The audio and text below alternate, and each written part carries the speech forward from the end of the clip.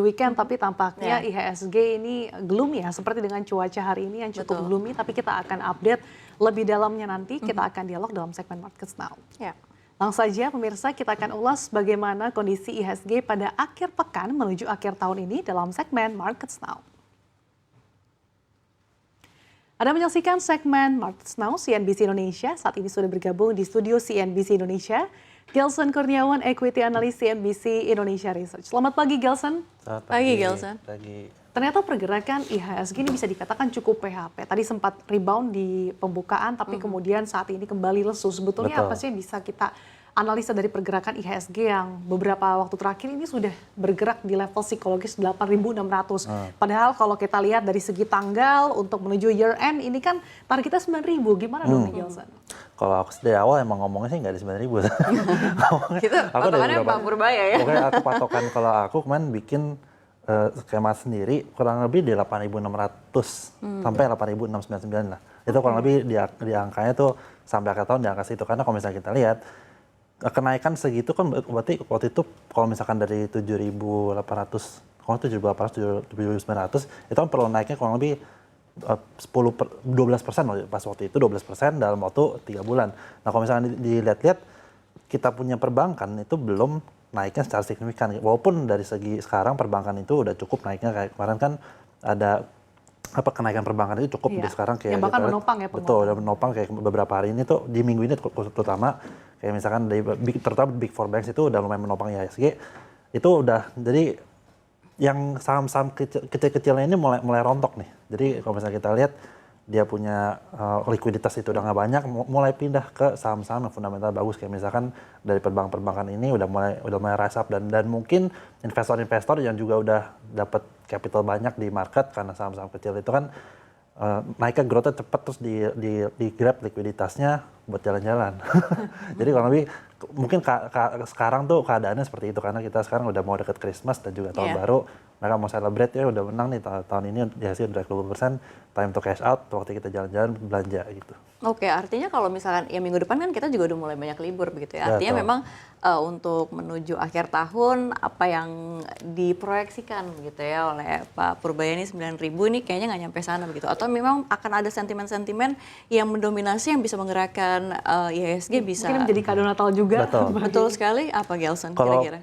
Potensi pertama gini, karena misalkan kita kan perlu ingat bahwa yang pertama ke depan nih biasa banks itu bakal beli maksudnya banks itu bakal ada RUPS, kayak misalkan kemarin BRI terus hari ini Mandiri ada RUPS, ini kan nanti dia kasih tahu tuh kira-kira mau kasih berapa dividen dan lain-lain, dan nanti kan ini juga hubungannya ke saham-saham perbankan yang dia bisa naik nih.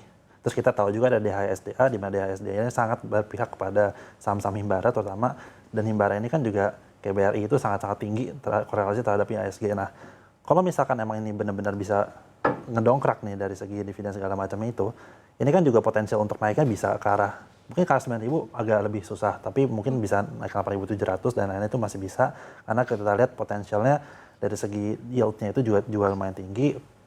Jadi potensi ke arah sana masih ada, walaupun ada mungkin investor asing melihatnya gini, pertama dari sisi internasional global, the Fed itu kan dia kemarin udah pakai suku bunga, terus inflasi juga akhirnya turun kemarin, rilis data malam kemarin tuh 2,6 core inflation-nya. Itu kan bagus juga bahwa the Fed kemungkinan besar tahun depan akan pangkas suku bunga lanjutan lagi lebih banyak lagi karena ada indikator itu. Tujuannya itu dari the Fed ini tahun depan kan the Fed Jerome Powell bakal diganti nih. Ini terus potensial terhadap Jerome Powell itu kan lebih pro terhadap stability, jadi inflation-nya itu pengen ditarik ke bawah, jadi dia hold higher for longer itu lebih lama. Nah, kalau misalnya kita lihat ke depannya nih, aku prefer lebih kelihatannya Kevin Hassett bakal ambil role-nya Jerome Powell, dan dia itu sangat dekat sama Donald Trump, dan kita tahu dia punya kebijakan itu sangat-sangat pro growth, jadi penurunan suku bunga itu sangat terjadi.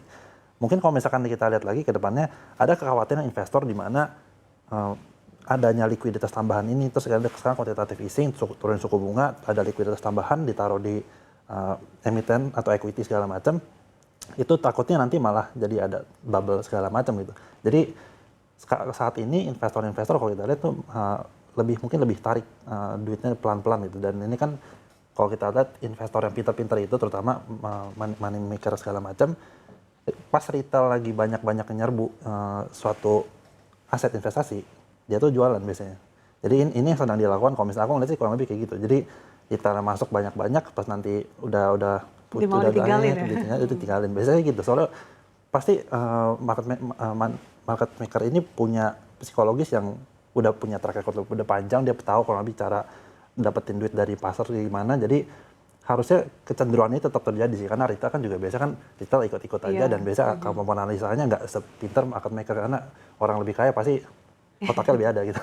Begitu lah kurang Nah, lebih. tapi kalau market maker udah cash out, mungkin duitnya juga dipakai liburan, artinya melihat 2 pekan sisa perdagangan yang mungkin nggak sampai 2 pekan malah ya, karena ada beberapa hari libur, apakah artinya bursa saham domestik ini akan bergerak kurang semarak seperti beberapa waktu lalu, Gelson? Kalau misalkan kemungkinan sebenarnya kalau misalnya kita lihat nih dari segi volume itu udah mulai turun, terus kita lihat juga IHSG juga turunnya tuh pelan gitu. Itu kan nunjukin bahwa emang volumenya turun, orang juga udah mulai cash out dari market segala macam. Tapi kita perlu ngeliat lagi bahwa potensial upside-nya masih ada. Cuman di angka 8.600-an ini sebenarnya di sweet spot-nya sih, kita lihat ke depan sampai akhir tahun. Dari tim CNBC kita juga dari riset segala macam, 8.600-an ini udah sweet spot-nya, jadi potensial untuk upside-nya mungkin masih ada, cuman nanti mungkin dibanting lagi ke 8.600-an gitu. Tapi kita ngeliatnya kurang lebih ke situ sih. Jadi untuk secara ada indikator yang tambahan kayak wah sampai dia bisa naik banget tuh kayak nggak ada. Bahkan bentar lagi kan BOJ mau ada Kenaikan suku bunga 0,75%. Ini kan juga akhirnya ngebuat likuiditas di likuiditas pasar ini juga berkurang gitu. Jadi kan ada tambahan ini lagi, jadi most likely 8.600 is still in play. 8.600 saat ini menjadi level-level yang bisa dikatakan cukup krusial ya bagi IHSG untuk menentukan moment of truth nih. Kira-kira di akhir tahun bisa 9.000 nggak? Tapi